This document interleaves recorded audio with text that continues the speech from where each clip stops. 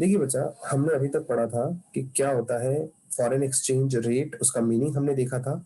फिर हमने देखा था इसके दो टाइप के सिस्टम्स या टाइप्स बोल दीजिए, फिक्स्ड एक्सचेंज रेट और फ्लक्चुएटिंग एक्सचेंज रेट। आज हम लोग पढ़ेंगे फ्लेक्सिबल एक्सचेंज रेट या फ्लक्चुएटिंग एक्सचेंज रेट को कैसे हम डिटरमाइन करते हैं। हमने पढ़ा था ना, फिक्स्ड एक्सचेंज रेट तो हमारी जो गवर्नमेंट होती है या फाइनेंशियल अथॉरिटी होती है वो फिक्स करती है इन टर्म्स ऑफ गोल्ड, और फ्लेक्सिबल एक्सचेंज रेट जो होती है मार्केट की डिमांड और सप्लाई के अकॉर्डिंग चेंज होती है। हम लोग पढ़ क्या रहे हैं बेटा इस चैप्टर में, आपको एक बार मैं फिर से बता दूं। हम सिर्फ ये देख रहे हैं कि हमारे देश की करेंसी दूसरे देश की करेंसी के मुकाबले क्या भाव चल रही है, क्या रेट चल रही है, उसको कैसे कैलकुलेट किया जाता है, कितने टाइप के ऐसे एक्सचेंज रेट्स होते हैं, लाइक कितने टाइप के ऐसे फॉरेन एक्सचेंज रेट होते हैं, वो हम लोगों ने पढ़ा था। आज हम पढ़ेंगे फ्लेक्सिबल एक्सचेंज रेट सिस्टम के अंतर्गत फॉरेन एक्सचेंज रेट को कैसे डिटरमाइन किया जाता है। इसे ही हम लोग नाम देते हैं इक्विलिब्रियम एक्सचेंज रेट। ठीक है, देखिएगा बच्चा, बहुत इजी सा टॉपिक है, मार्केट की डिमांड और सप्लाई के अकॉर्डिंग आपको इसको पढ़ना है। ठीक है, इस टॉपिक को पढ़ने से पहले मैं आपको दो चीजें बताऊंगा कि कब कब। चलिए मैं पहले आपको पढ़ाई देता हूँ, आप आइएगा जरा। ये इसका डायग्राम बना हुआ है। मैं पहले आपको सिर्फ ये बताता हूँ, इसका मेन टॉपिक क्या है वो बता देता हूँ। ये है, देखिएगा, equilibrium exchange rate. Equilibrium exchange rate किसे कहते हैं? तो equilibrium exchange rate is determined at a point where demand for and supply of foreign exchange are equal. जिस भी पॉइंट पे फॉरेन एक्सचेंज की डिमांड और फॉरेन एक्सचेंज की सप्लाई दोनों बराबर होते हैं, उसे हम लोग इक्विलिब्रियम एक्सचेंज रेट कहते हैं। बेटा हमने बताया था आपको मार्केट इक्विलिब्रियम 11th क्लास में, माइक्रो इकोनॉमिक्स में एक चैप्टर था सबसे लास्ट वाला, इक्विलिब्रियम, मार्केट इक्विलिब्रियम। वहां पे मार्केट किस सिचुएशन पे, किस पॉइंट पे इक्विलिब्रियम होता है, तो हमने पढ़ा था वहां पे बेटा, जिस पॉइंट पे मार्केट की डिमांड और मार्केट की सप्लाई दोनों इक्वल होते हैं, यानी दोनों जहां इंटरसेक्ट करते हैं, वो पॉइंट जो बीच का पॉइंट है वो कहलाएगा मार्केट इक्विलिब्रियम। तो वैसे ही फॉरेन एक्सचेंज का जो इक्विलिब्रियम होता है, एक्सचेंज रेट का जो इक्विलिब्रियम है, वो किस पॉइंट पे होगा? जिस पॉइंट पे फॉरेन एक्सचेंज की डिमांड और फॉरेन एक्सचेंज की सप्लाई दोनों बराबर हो। आसान भाषा में एक एग्जांपल से समझे, मान लीजिए मुझे $100 की रिक्वायरमेंट है। $100 अमेरिकन डॉलर होगा बेटा, तो 100 अमेरिका के डॉलर का मैं डिमांड कर रहा हूँ। ये डिमांड मैं चाहता हूं कि मुझे 74 रुपीज में वो डॉलर मिले, और 74 रुपीज 25 पैसा भाव चल रहा है करंट। सब जो करंट भाव नहीं, मतलब भाव तो अपने को पता ही नहीं कि क्या चल रहा है, एक्सचेंज रेट क्या चल रही है हमें पता नहीं, भाव बोले तो एक्सचेंज रेट ये हमें पता ही नहीं है। मैं डिमांड कर रहा हूं 74 रुपीज में कि मुझे $100 कोई दे दे, क्योंकि मैंने $100 का कोई ऑर्डर प्लेस किया है अमेरिका में, और मुझे वहां पे वो पैसा देना है। तो अब मार्केट में जो भी सप्लायर होंगे जिनके पास फॉरेन एक्सचेंज होगी, सप्लायर कौन लोग होते हैं? या तो बैंक्स होंगे या लोग होंगे जिनके पास फॉरेन एक्सचेंज उन्होंने रिजर्व करके रखा है, या रिजर्व बैंक ऑफ इंडिया होगा। तो होगा क्या, जो भाव मैं मांग रहा हूं, अगर उस भाव पे कोई सप्लाई करने के लिए रेडी हो जाए, मैं 74 पे मांग रहा हूं, वो 74 पे रेडी हो जाए, तो 74 हो जाएगा हमारा इक्विलिब्रियम एक्सचेंज रेट। आप कहोगे सर ये एक्सचेंज रेट फिक्स रहता है क्या? नहीं बच्चा, हम पढ़ क्या रहे हैं, फ्लेक्सिबल एक्सचेंज रेट। तो यहाँ पे इक्विलिब्रियम रेट चेंज होता रहता है हमेशा। तो फॉरेन एक्सचेंज का भी जो रेट है वो चेंज होता रहता है ना। हाँ अक्षय बोलो बेटा, क्या कह रहे हैं आप, कुछ पूछना चाह रहे हैं? नहीं सर, वो गलती से हो गया था, वो स्क्रीन पे क्लिक कर रहा था कुछ ठीक है, और आपके हो गया। तो इक्विलिब्रियम एक्सचेंज रेट जो है ना बेटा, ये बहुत काम आता है जब आप इंटरनेशनल लेवल पे बिजनेस करते हैं ना, तो आपको इस चैप्टर की बहुत नीड होती है। तो इक्विलिब्रियम एक्सचेंज रेट उस पॉइंट पे आती है जिस पॉइंट पे मार्केट की डिमांड, मतलब डिमांड फॉर फॉरेन एक्सचेंज और सप्लाई फॉर फॉरेन एक्सचेंज दोनों इक्वल होते हैं। आपको यहाँ एक डायग्राम देख करके दिख रहा होगा, आपको याद तो होगा, सप्लाई कर्व जो होता है वो पॉजिटिवली स्लोप होता है, ऊपर की तरफ जाता है, और डिमांड कर्व नेगेटिवली स्लोप होता है। दोनों पॉइंट ई पे इंटरसेक्ट कर रही है, पॉइंट ई कहलाएगा इक्विलिब्रियम पॉइंट। आप इस पॉइंट ई के, अगर आप एक्स एक्सिस के पैरेलल जाओगे तो ये कहलाएगा आर फॉर रेट। अगर मैं यहाँ पे आपको कुछ चीजें लिख करके बता दूं, जैसे सपोज सपोज ये वाला आपका जो रेट है ना, ये जो रेट है, सपोज करते हैं ये वाला जो रेट है आपके पास, ये 50 रुपए है, ये 50 रुपए है, और ये R2 50 रुपए, ठीक है, ये R2 50 रुपए मैं यहाँ पे लिख करके दिखा रहा हूँ। ऐसे ही मान लीजिए मैं एक रेट और बनाता हूँ जो कि यहाँ पे आएगी R1 पे, ये है 70 रुपए, 70 रुपीज, ये 70 रुपीज में यहाँ पे लिख देता हूँ। तो बेटा इक्विलिब्रियम एक्सचेंज रेट ये दोनों ही नहीं है। क्यों? क्योंकि यहाँ पे आपका जो है वो डिमांड और सप्लाई इंटरसेक्ट नहीं हुआ है। सपोज ये 60 रुपीज जो है ना वो आपका ये है, 60 रुपीज जो रेट है वो कहलाएगा आपका exchange rate, equilibrium exchange rate. यानी ये वो रेट है जहां पे सप्लायर सप्लाई करने के लिए रेडी है और बायर खरीदने के लिए रेडी है। 60 रुपए का जो रेट है, ये वाला रेट जो आपको दिख रहा है, ये कहलाएगा बेटा एक्सचेंज रेट। ठीक है, इसको हम लोग कहेंगे इक्विलिब्रियम एक्सचेंज रेट। तो जिस पॉइंट पे डिमांड और सप्लाई, फॉरेन एक्सचेंज की डिमांड और सप्लाई इंटरसेक्ट करते हैं, उस पॉइंट को कहते हैं हम लोग इक्विलिब्रियम एक्सचेंज रेट। ठीक है, ये RE जो है वो इक्विलिब्रियम एक्सचेंज रेट है। EQ इसकी क्वांटिटी है कि कितनी क्वांटिटी में सप्लाई करनी है। जैसे मैंने 100 यूनिट बोला, तो बेटा 100 यूनिट यहाँ पे 100 लिख देंगे अपन।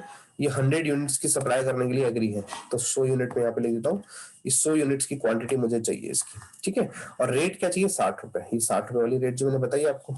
ठीक है, ये 60। तो इस तरीके से इक्विलिब्रियम एक्सचेंज रेट हम लोग निकालते हैं। अब आगे और पढ़ते हैं, और क्या लिखा है जरा देखिएगा। आगे लिखा है, graphically intersection of demand and supply curve of foreign exchange determine the equilibrium exchange rate of foreign currency. तो अगर हम लोग ग्राफ से आपको समझाएं, तो डिमांड और सप्लाई का जो इंटरसेक्शन है, यानी दोनों जो एक दूसरे को जिस पॉइंट पे काटते हैं, वहीं पे फॉरेन एक्सचेंज की जो रेट है वो डिटरमाइन होती है। अब इसका एक्सप्लेनेशन जो लिखा हुआ है ना, वो बहुत ईजी है। जरा एक्सप्लेनेशन को ध्यान से देखना बच्चा, एक्सप्लेनेशन में बहुत सारी चीजें छुपी हुई है। ठीक है, देखिए मैं एक्सप्लेनेशन को आपके सामने रखता हूं। In the diagram, demand curve and the supply curve of dollars, that is foreign exchange, intersect each other at point ई। आपको दिख रहा है ये दोनों कर्व जो है वो पॉइंट ई पे इंटरसेक्ट कर रहे हैं। लिखने का तरीका देख लो कैसे लिखा जाएगा इसको। ठीक है, which implies that the exchange rate of OR, ये बताता है कि जो एक्सचेंज रेट है, ये OR एक्सचेंज रेट है, और क्वांटिटी डिमांडेड और क्वांटिटी सप्लाइड OQ है। यहाँ पे दोनों QD और QS दोनों रखा जाता है, क्वांटिटी डिमांडेड और क्वांटिटी सप्लाइड, ये दोनों एक्स एक्सेस पे रखा जाता है। तो OQ जो है, ये इतनी क्वांटिटी डिमांड की जा रही है और इतनी क्वांटिटी सप्लाई भी हो रही है, जो कि हमारे क्वेश्चन में हमने एग्जांपल भी लिया था $100। और OR एक्सचेंज रेट, OR बोले तो 60 रुपए। ठीक है, हमने 60 रुपीज रख दिया। और आगे लिखा है, सो equilibrium exchange rate is OR and equilibrium quantity is OQ। OR तो हो गई इक्विलिब्रियम एक्सचेंज रेट, और OQ हो गई इक्विलिब्रियम एक्सचेंज क्वांटिटी। मैं OR ऐसे बोलूं या RE बोलूं, बात एक ही है, बट आप OR बोलना, क्योंकि एक्सचेंज रेट को हमने Y एक्सिस पे शो किया है, और OQ हमारी क्वांटिटी है, क्वांटिटी सप्लाइड और quantity demanded. If the exchange rate rises, अब आपको एक डायग्राम में एक चीज दिख रही होगी, ये OR से लेके OR1 तक, मतलब 60 रुपए से 70 रुपए तक बढ़ जाए, अगर आपकी एक्सचेंज रेट 60 से 70 रुपए हो जाए, तो supply of foreign currency that is R1N will exceed it's demand. अगर आप R1 वाली इस वाली लाइन पे देखोगे, R1 पे, तो अगर आप यहां पे चलोगे तो आपको दिखेगा डिमांड कम है, सप्लाई ज्यादा है। सिंपल सा रूल है, अगर प्राइसेस बढ़ती है तो डिमांड घटती है। हमने पढ़ा था क्या होता है, अगर प्राइस बढ़ेगी तो डिमांड कम होगी, और सप्लाई के साथ रूल क्या है, प्राइस बढ़ेगी तो सप्लाई भी बढ़ेगी। ठीक है, तो हमने पढ़ा था ये वाला रिलेशन 11th क्लास में। तो वही वाला सीन है कि जैसे एक्सचेंज रेट की रेट बढ़ जाती है, तो बेटा यहाँ पे डिमांड कम हो जाएगी और सप्लाई बढ़ जाएगी। इसे हम लोग कहते हैं डेफिशिएंट डिमांड या एक्सेस सप्लाई का केस। समझ गए? अब इस सिनेरियो में क्या होगा, supply being more than demand by an amount equivalent to MN। अब यहाँ पे सप्लाई कितनी ज्यादा है, MN जितनी ज्यादा है। Supply being more than demand brings rate of exchange to OR। अब मान लीजिए वापस से, अगर आपकी सप्लाई ज्यादा है, बाजार में किसी प्रोडक्ट की सप्लाई ज्यादा हो, तो बेटा उसकी डिमांड कम हो, सपोज सप्लाई ज्यादा और डिमांड कम है, तो उसका प्राइसेस वापस डाउन आएगा। तो एक्सचेंज रेट देखो M और N से वापस नीचे आकर के E की तरफ आएगी। अगेन ये इक्विलिब्रियम एक्सचेंज रेट R पर मिल जाएगा, जो कि 60 रुपए है। तो ये बेटा आपको समझना है।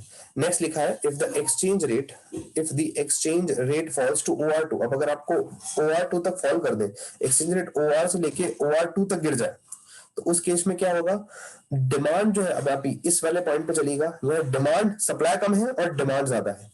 अब सप्लाई कम है, अगर प्राइसेस कम है तो ऑब्वियसली बात है सप्लाई कम होगी और डिमांड बड़ी भी होगी। तो बेटा अब अगर डिमांड कम है, बाजार में डिमांड ज्यादा है और सप्लाई कम है, तो इस सिनेरियो में प्राइसेस बढ़ेंगे फिर से। तो ये वापस ये पॉइंट यहां से लेकर के वापस पॉइंट E तक बढ़ेगा। डिमांड कम होगी जैसे जैसे प्राइस बढ़ेगा, और सप्लाई बढ़ती जाएगी। प्राइस कम है तो सप्लाई बढ़ेगा ना, तो पॉइंट E पर आकर के आपका इक्विलिब्रियम पॉइंट आएगा। तो ये कहलाता है determination of equilibrium exchange rate. Equilibrium exchange rate कैसे निकलता है वो हमने आपको निकालना सिखाया इस डायग्राम के थ्रू। अब बात आती है, सर ये डिमांड और सप्लाई जो है हमें क्यों चाहिए होती है, इसकी कहां कहां पे आप इस पैसे को खर्च कर सकते हो। तो बेटा आ जाइए, हम लोग पढ़ते हैं determination of flexible exchange rate. जहां हमने पढ़ा ना, उससे पहले हम लोग पढ़ेंगे source of demand for foreign exchange, यानी आपके पास US डॉलर कहां कहां से आएगा। ठीक है, नहीं, आपको आपको यूएस डॉलर क्यों चाहिए, किन किन वजहों के लिए चाहिए, यानी अगर मैं यहाँ पे हूँ, इंडिया में रहता हूँ, तो मुझे फॉरेन करेंसी की नीड क्यों होती है। तो यहाँ पे अपने को यूएस डॉलर की नीड क्यों है, तो यहाँ पे कुछ पॉइंट्स हैं, जरा समझिएगा। Payment in foreign exchange causes demand for foreign exchange, हमें फॉरेन एक्सचेंज में पेमेंट करना पड़ता है, इसी वजह से हम फॉरेन एक्सचेंज की डिमांड करते हैं। जैसे मान लीजिए मैं किसी दूसरे देश से कोई प्रोडक्ट खरीदूंगा, तो ऑब्वियस सी बात है मुझे उस कंट्री की करेंसी में ही उसका पेमेंट करना पड़ेगा। अगर मैं अमेरिका में जाकर के इंडियन रुपी दूं तो कोई मुझसे नहीं लेने वाला, ठीक है। तो होगा क्या, फॉरेन एक्सचेंज का पेमेंट करने के लिए मुझे फॉरेन करेंसी की मैं डिमांड करूंगा, और फॉरेन करेंसी की जो डिमांड है वो कई अलग अलग रीजंस के लिए की जाती है। जरा यहाँ पे पॉइंट्स देखिएगा। To purchase goods and services from foreign country, foreign country से गुड्स और सर्विसेज खरीदने के लिए। To purchases financial assets, to invest in bond and equity share in a foreign country, मतलब हम फाइनेंशियल असेट खरीदना चाहते हैं किसी दूसरे देश में, यानी हम चाहते हैं कि फॉरेन की कंपनी में पैसा, अमेजोन में, फ्लिपकार्ट, अमेजोन में हम लोग पैसा इन्वेस्ट करें, है ना, अमेजोन.com में पैसा इन्वेस्ट करना चाहते हैं, एप्पल में पैसा इन्वेस्ट करना चाहते हैं। तो अगर हम ऐसी कंपनीज में इन्वेस्ट करना चाहते हैं तो हम इन कंपनीज की इक्विटी शेयर या बॉन्ड्स खरीदेंगे, ठीक है। तो इसके लिए भी हमें फॉरेन करेंसी चाहिए होगा।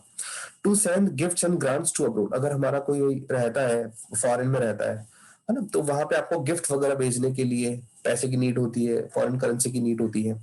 To make payments of international trade, यानी इंपोर्ट्स के लिए भी आपको नीड होती है। जब आप इंटरनेशनल लेवल पर ऊपर आ गए, गुड्स एंड सर्विसेज के लिए बात आ गई, तो यहाँ पे इंपोर्ट्स के लिए भी आपको क्या होता है, नीड होती है बेटा, है ना। जब आप किसी दूसरी कंट्री से कोई गुड्स इंपोर्ट करते हैं तो आपको नीड होगी। इसके बाद नेक्स्ट लिखा है to make payment of international loan, अगर आपने किसी दूसरी कंट्री से लोन ले रखा है तो बेटा उस लोन का रीपेमेंट करने के लिए भी आपको फॉरेन करेंसी चाहिए। To speculate on the value of foreign currency, अब फॉरेन करेंसी की वैल्यू को स्पेकुलेट करने के लिए, स्पेकुलेट का मतलब समझते हैं, ऊपर नीचे करने के लिए, भाव बढ़ाने और कम करने के लिए भी फॉरेन करेंसी की नीड होती है। अगर मान लीजिए मैं, मेरे इंडिया में 74 रुपीज का डॉलर का प्राइस चल रहा है, एक्सचेंज रेट चल रहा है 74 रुपीज, अब मैं चाहता हूं, मेरे पास बहुत सारा डॉलर पड़ा है, तो बेटा मैं चाहता हूं कि उसका प्राइस बढ़ जाए, तो मैं और अपने पास डिमांड करता जाऊंगा, ठीक है। इससे क्या होगा, डॉलर का प्राइस जो है वो, डॉलर की एक्सचेंज रेट जो है वो इंडियन करेंसी की कंपैरिजन में बढ़ती जाएगी। टू अंडरटेक फॉरेन टूर्स, अगर हम फॉरेन में टूर करना चाहते हैं, हम किसी दूसरे देश में घूमने जाना चाहते हैं, तो तब भी मुझे फॉरेन करेंसी की नीड होगी। मैं लेके कहां से निकलूंगा फॉरेन करेंसी, ऑब्वियस सी बात है मेरी कंट्री से लेकर के निकलूंगा।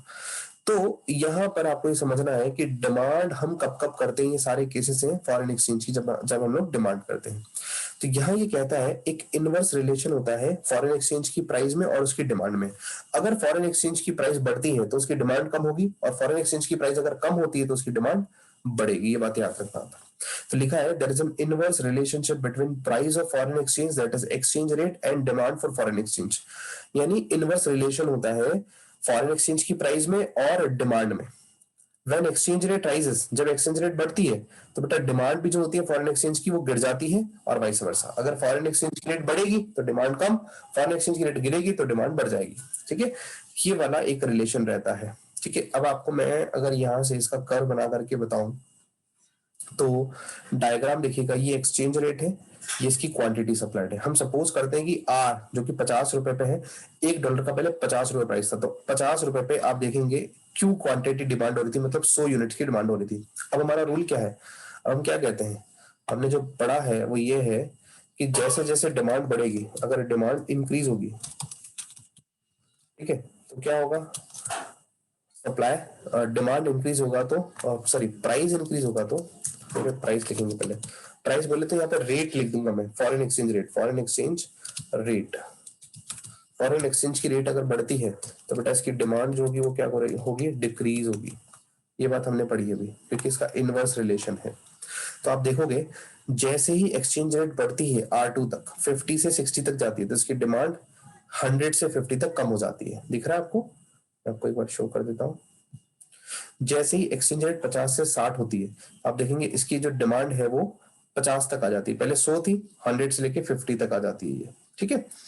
फिर इसके बाद नेक्स्ट पॉइंट इसी का जस्ट उल्टा अगर आप बोलेंगे, फॉरेन एक्सचेंज की रेट अगर कम होती है, आर से R1 तक आती है, मतलब OR से OR1 तक आती है, 50 से 40 रुपए में आती है, तो इसकी डिमांड बढ़ जाएगी 100 यूनिट से लेके 150 यूनिट तक। हम हमेशा 100 से कंपेयर करेंगे, इसको 20 मानेंगे, ठीक है। तो यही पूरी बात यहाँ पे लिख रखी है कि डिमांड कर्व जो होता है फॉरेन एक्सचेंज का, ये डाउनवर्ड स्लोपिंग होता है, सबसे पहली बात। This is due to the fact that the rise in the price of foreign exchange will increase the rupee cost of foreign goods, which make them more expensive. अब इसका मतलब समझना क्या लिखा है। ऐसा क्यों होता है कि फॉरेन एक्सचेंज की रेट बढ़ते ही उसकी डिमांड कम हो जाती है। सपोज मैं पहले एक कोई 75 रुपीज की चीज लाता था और उसके बदले में $1 देता था, यानी 75, हमारी इंडियन करेंसी की कंपैरिजन में वो 75 रुपए की चीज है जो मैं फॉरेन कंट्री से लेके आ रहा हूँ और उसके बदले में $1 दे रहा हूँ। मतलब $1 की चीज खरीदने के बदले में मैं इंडिया के 75 रुपीज दे रहा हूँ। अब मान लीजिए एक्सचेंज रेट बढ़ जाता है, 50-80 रुपए हो जाता है, तो बेटा अब वही चीज, मतलब 75 रुपए की चीज के लिए, $1 की चीज के लिए मुझे पहले 75 देने पड़ते थे, अब $1 की चीज के लिए मुझे 80 रुपीज देने पड़ेंगे। तो 5 रुपीज मेरे एक्स्ट्रा लग रहे हैं, तो मेरे लिए वो गुड्स एक्सपेंसिव हो गया। तो एक्सपेंसिव होगा तो मैं उसकी डिमांड कम करूंगा, इसी वजह से इंपोर्ट्स भी कम होते हैं। जब फॉरेन एक्सचेंज रेट बढ़ती है तो इंपोर्ट्स कम होते हैं, एक्सपोर्ट्स बढ़ते हैं। ठीक है, ऐसे इसका उल्टा, अगर मान लीजिए फॉरेन एक्सचेंज की रेट कम हो जाती है तो इसका मतलब क्या होता है, आप इंपोर्ट ज्यादा करोगे, इंपोर्ट सस्ते हो जाएंगे आपके लिए। पहले 75 रुपीज देने पड़ते थे $1 की चीज लेने के लिए, अब 70 रुपीज ही देने पड़ते हैं, कम देने पड़ेंगे। तो इसको कहते हैं फॉरेन एक्सचेंज की रेट को गिरना। एक चीज को आप बहुत कान खोल करके सुनना बच्चा, यहाँ पे कंफ्यूजन वाली बातें बेटा, कुछ बच्चे कंफ्यूज हो जाएंगे यहाँ आकर के। देखना, मैं आपसे पूछता हूँ, आप मुझे बताइएगा। तो बोल रहा था बेटा $1 के बदले पहले प्राइस था हमारा 75, ठीक है। अब $1 के बदले प्राइस हो गया बढ़ करके, ये फॉरेन एक्सचेंज रेट आपकी गिरी हुई मानी जाती, 80 रुपीज हो गया। समझो, एक्सचेंज रेट तो बढ़ी है, आप अगर यहां देखोगे तो एक्सचेंज रेट बढ़ी है। आप समझो, इसको समझना, पहले ऑस्ट्रेलिया से, पहले अमेरिका से $1 के बदले में, $1 की चीज लेने के बदले में हमें इंडिया के 75 रुपीज का कंपनसेशन देना पड़ता था, मतलब पे करना पड़ता था। अब उसी $1 के लिए 80 रुपए का कंपनसेशन देना पड़ रहा है, मतलब मेरे लिए तो महंगी हो गई ना। इसको बोलते हैं फॉरेन एक्सचेंज रेट का बढ़ना।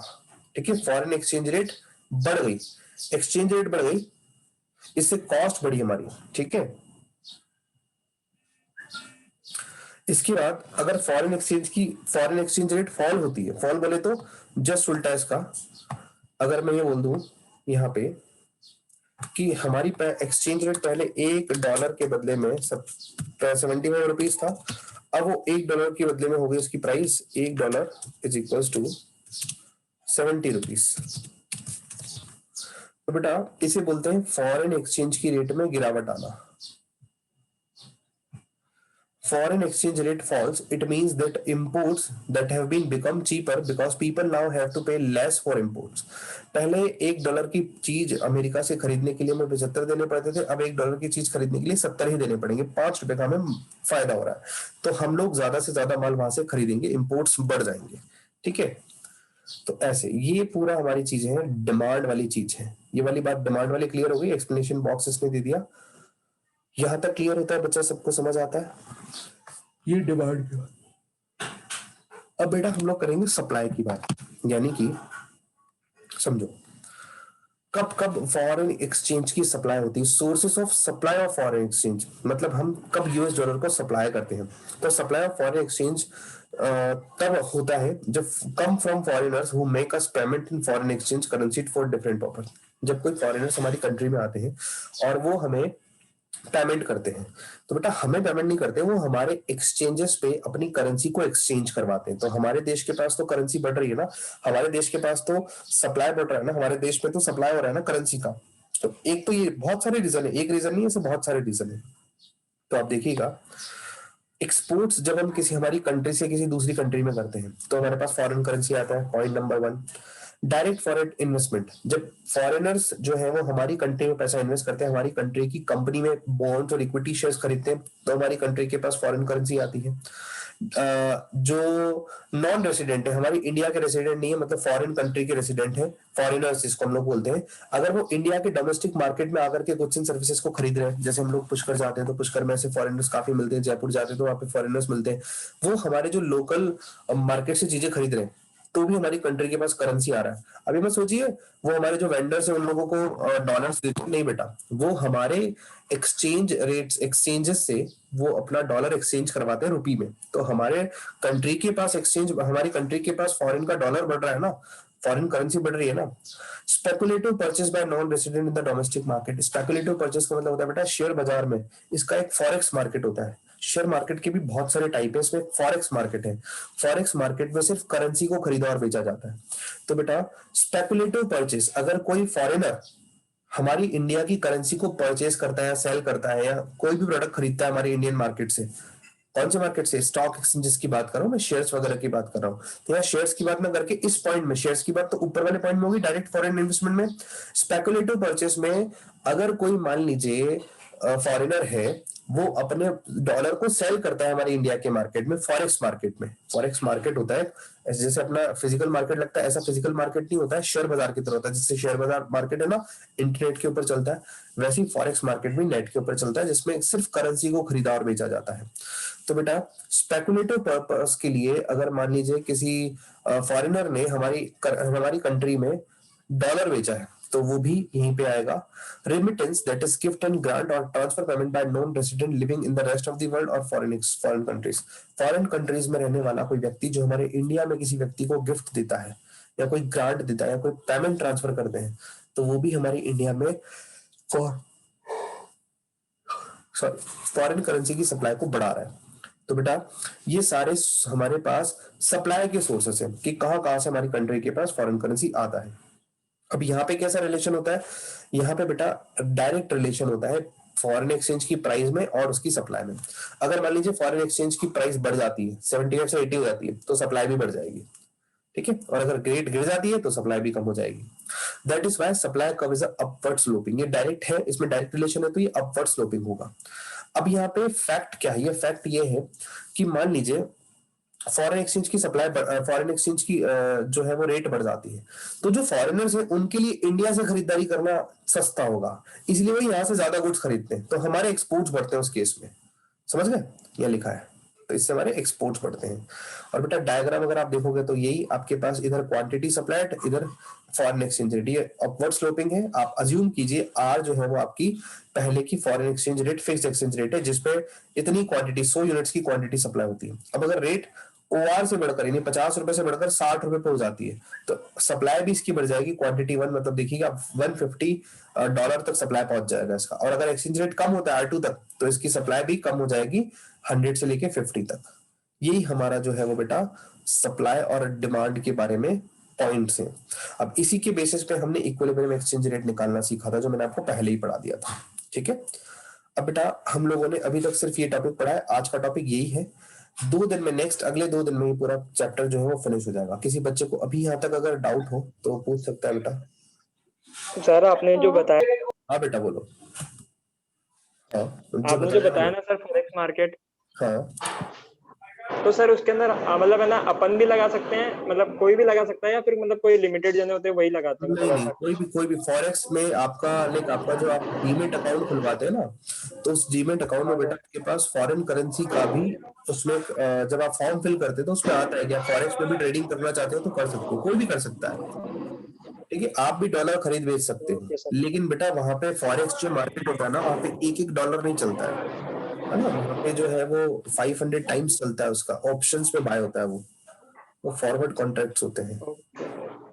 लेकिन नहीं, कैश वाला भी मार्केट होता है, आप चाहे कैश में भी खरीद सकते हो। ये अलग अलग काइंड के नहीं मार्केट सर, होते मैं हैं। तो नॉलेज के लिए पूछ रहा था हाँ हाँ मैं समझ गया। सर। ठीक, हाँ बेटा बताओ,